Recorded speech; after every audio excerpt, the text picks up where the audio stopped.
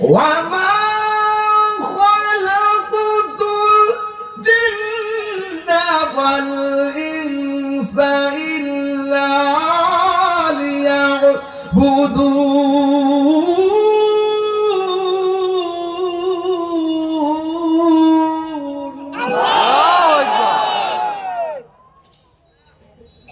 ঘোষণা কার? আর বড় করে ঘোষণা কার? কবরে তিনটা আযাব হবে, বেনামাজি, কোন নামাজি? তাহলে বোঝা গেল কবরে খবর। হাসরের মাঠে প্রথম হিসাব নিব নামাজের, তাহলে বোঝা গেল খবর। এত বড় ইবাদতের পর আল্লাহ কয় ওয়া বিল ওয়ালিদাইনি ইহসানা। সুবহানাল্লাহ। এটা সাধারণ না, কিন্তু সাধারণ না।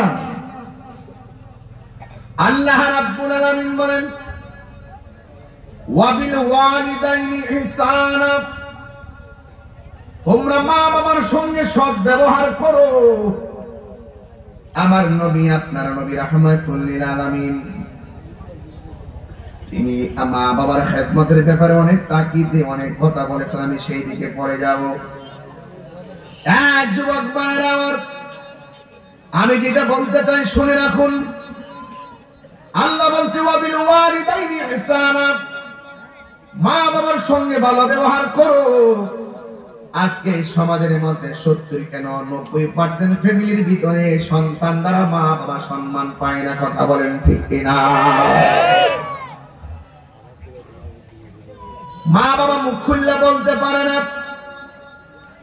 এই জন্য আমার আল্লাহ রাব্বুল আলামিন বলেন তোমরা আমি আল্লাহর ইবাদত করবা, এরপরে তোমরা মা বাবার খেদমত করবা। ইবাদতের পাশেই মা বাবার আয়াতটা লাগায় দিয়েছে। তার মানে বোঝা গেল এই জায়গার ভিতরে একটা হিকমত আছে। কথা বলেন ঠিক কিনা?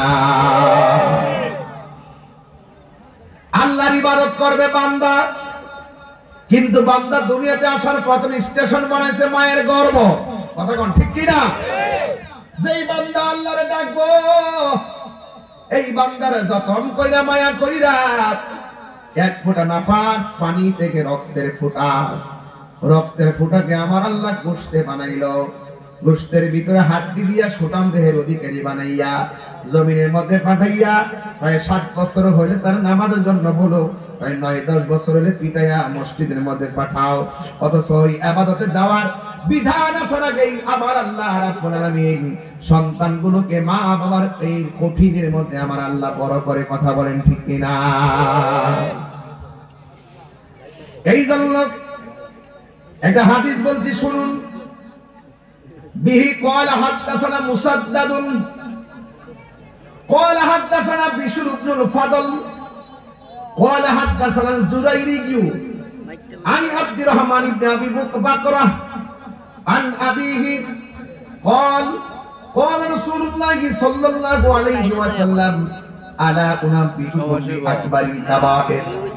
আমার নবী আপনার নবী, আমার নবী আপনার নবী বলে উম্মত, আমি কি তোমাদেরকে বড় বড় 3টা কবিরা গুনার সন্তান দিব না? আলা উনাব্বিউকুম বিআকবারিল কাবায়ের, আমি কি তোমাদেরকে বড় বড় কয়েকটা কবিরা গুনার সন্তান দিব না? ক্বালু, সাহাবায়ে কেরাম বলেন বালা ইয়া রাসূলুল্লাহ, অবশ্যই আপনি আমাদেরকে 3টা কবিরা গুনার কথা বলে দেন। قال رسول الله صلى الله عليه وسلم, আমার নবী আপনার নবী বলেন আল ইশরাকু বিল্লাহ, আল্লাহর সঙ্গে শিরক করা, ওয়া উকুকুল ওয়ালিদাইনে, এবং মা বাবার সঙ্গে অবাধ্যাচরণ করা। দেখছেন এখানে একটা খেলা আছে। আল্লাহ কোরআনে বলে আমার ইবাদত করো, আমার সঙ্গে কারো শরীক করো না। এই দিকটা নবীও কই আল্লাহর সঙ্গে কারো শরীক করিও না। ওই দিকটা আল্লাহ বলেন ওয়া বিল ওয়ালিদাইনি ইহসানা, আর এই দিকটা আমার নবী বলেন ওয়া উকুকুল ওয়ালিদাইন, মা বাবার সঙ্গে অবাধ্যচরণ যারা করবে এটা অত্যন্ত বড় কবিরা গুনাহ। এই জন্য আমার যুবক ভাইয়েরা পায়ের মধ্যে হাত দিয়ে বলে দিয়ে যায়, ওই মা বাবার খেদমত আমাদের দরকার আছে না নাই? কষ্ট হচ্ছে আপনারা? মুরব্বি উঠতে গেলে ছেড়ে দিবেন, পোলা পান উঠলে ধরবেন, তাহলে এদের জন্য ওয়াজ। রক্তের গরমে মার সঙ্গে ধমক মারা, আজকে ছুটাই দিব, ওয়াদা করে যেতে হবে মাঠ থেকে। হুজুরকে ধন্যবাদ, এটা গুরুত্বপূর্ণ বিষয় দিয়েছেন আজকে। এটা হুজুরকে ধন্যবাদ জানাই যে একটা গুরুত্বপূর্ণ বিষয়। আমার সমাজের মানুষ হাসতে হাসতে মা বাপের কলিজা ছিঁড়া ফেলাইতেছে, কথা বলেন ঠিক কি? ওয়াজ এটাই হেদায়েতের ওয়াজ। এখন দরকার, ঘটনা সব জানেন আপনারা। এই জন্য আমার যুবক ভাইয়েরা, যুবক গোলাপান উঠতে পারে সাবধান। আমি বলছি ঘন্টা খানেকের বেশি আলোচনা করবো না। যদি অন্তত পক্ষে আজকের পোলাপান গুলো মা বাবার জন্য পাগল হয়ে যায়, তাইলে আমার মনে আর কোনো দুঃখ নাই রে বাজান। এখন আল্লাহ বলছেন ওয়াবিল ওয়ালিদাইনি ইহসানা, মা বাবার সঙ্গে ভালো ব্যবহার করা লাগবে, বিধানকার। এখন প্রশ্ন হলো, ও আল্লাহ, আমরা কয়দিন পর্যন্ত মা বাবার সঙ্গে ভালো ব্যবহার করব? আমি দেখি এই কাশিমপুরে অনেক পোলাপান যতদিন বেকার থাকে, মা বাবার কাছ থেকে চল্লায়া মোটর সাইকেল কেনার টাকা লয়া যায়। যতদিন ফি লাগে 20 টাকা, মার কাছ থেকে নিয়ে যায় 30 টাকা। কাপড় লাগে 1500 টাকা, নিয়ে যায় 5000 টাকা। যতদিন মা বাপে রুজি করে সন্তান বেকার থাকে, ততদিন পর্যন্ত সন্তান মা বাপের কথা কিছু মানে। যখন বাপকার দাড়ি পাইকা যাই, যখন মা দুঃখীর হাতে লাঠি চলে আসে, আর সন্তানগুলো যখন চাকরি বাকরি করে, তখন থেকে মা সন্তানের সঙ্গে আর শক্তি দিয়া কুলাইতে পারে না, টাকা দিয়াও কুলাইতে পারে না, জোর দিয়াও কুলাইতে পারে না। এই জন্যই তো আমার আল্লাহ বলে দিয়েছেন, ইম্মান ইয়াবলুগান্না ইনদাকাল কিবারা আহাদুহুমা ফালা তাকুল লাহুমা উফফিন ওয়ালা তানহারহুমা ওয়া কুল লাহুমা কাওলান কারীমা। আল্লাহু আকবার। এই জন্য আল্লাহ বলছেন, মা বাপ যদি বুড়াও হয়ে যায়, মা বাবা যদি বুড়াও হয়ে যায়, এরপরও মা বাবার সঙ্গে ভালো ব্যবহার করতে হবে। হয়তো বাবা বুড়া হয়ে গেছে, আর না হয় মা বুড়া হয়ে গেছে, দুইজন অথবা একজন। তাদের সঙ্গে ফালা তাকুল্লাহুমা, তোমরা তাদের সঙ্গে বলবে না উফফি ওয়ালা তানহারহুমা, এমন ভাবে ধমক দিবি না যে মা বলো ফুট করলে কি। এই কথাটা মারে যদি একবার বলো, মা হাত তুললা বদদুয়া দিতে দেওয়া লাগবে না, অটোমেটিক দেখবা তোমার জীবন ধ্বংস হয়ে যাবে, ঠিক কিনা? মা তুমি আমার আগে যেও না গো, মরে মরে গেলে বুঝবেন, এখন বুঝতেন না। মা তুমি আমার আগে যেও না গো, মরে। আমি কেমন করে দেব মাটি,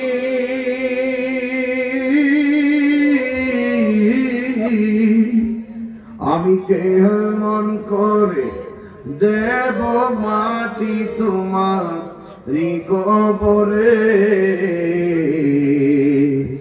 মা তুমি আমার আগে যেও না গো, মরে। واخفض لهما جناح الذل من الرحمة وقل رب ارحمهما كما ربياني صغيرا।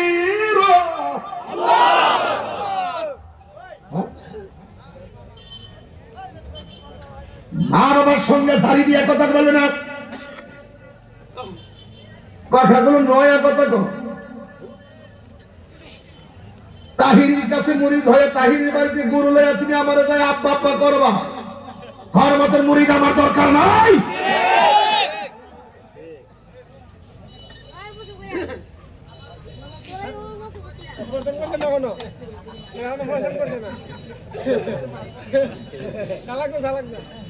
যেই পীরে বলবে মা বাপের খেদমত লাগতো না, এটা পিসাব না, এটা পেশাব। আওয়াজ আসতেছে, তিনবার বলো, পরিষ্কার কথা।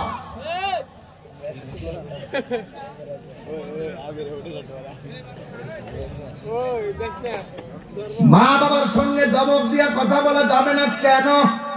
কারণ আছে না, এক সাহাবী আমার নবীর প্রশ্ন করে, নবী গো, এই পৃথিবীতে অনেক মানুষ আছে, আমার কাছে সবচাইতে ভালো ব্যবহার পাওয়ার অধিকারী কে? আমার নবী বললেন, তোমার মা। সুবহানাল্লাহ।